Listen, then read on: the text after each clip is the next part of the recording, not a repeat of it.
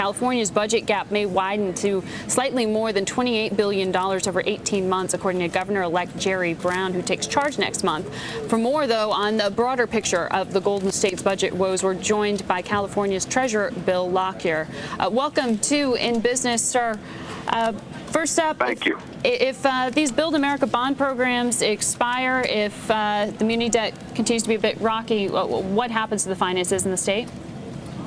Well, it doesn't directly affect the budget problems and the structural deficit, other than the fact that we've been creating tens of thousands of jobs by financing infrastructure investments in schools and transit and other things with the Build America bond program.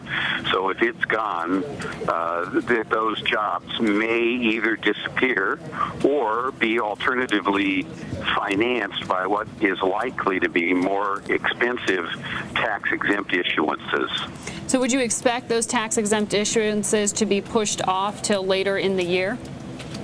Well, if we want to shut down the jobs, yes, but I hope we don't do that. And so it probably means that the issuance will increase on the tax-exempt side. It's quite likely that the spread will increase. The cost to taxpayers to pay for the infrastructure will go up, and the hit on the federal government revenue loss will increase. So I'm not sure it makes a lot of sense fiscally from the federal point of view. Bill, this is Scarlet in New York. Does this change, or does the end to the Build America bond program change California's schedule to issue bonds next year? Or how would it?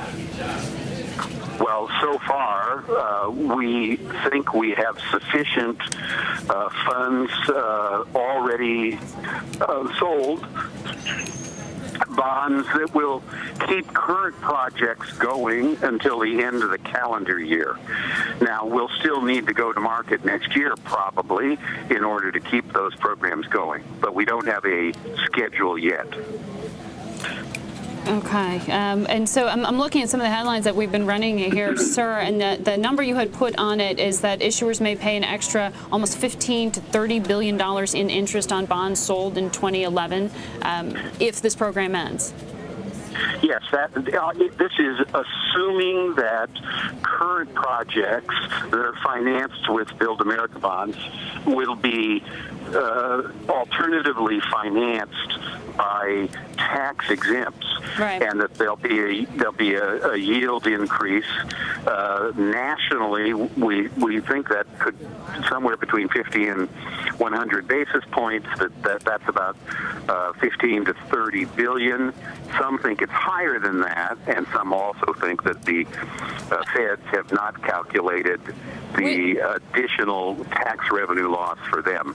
Well, very quickly, what are the projects that would be impacted?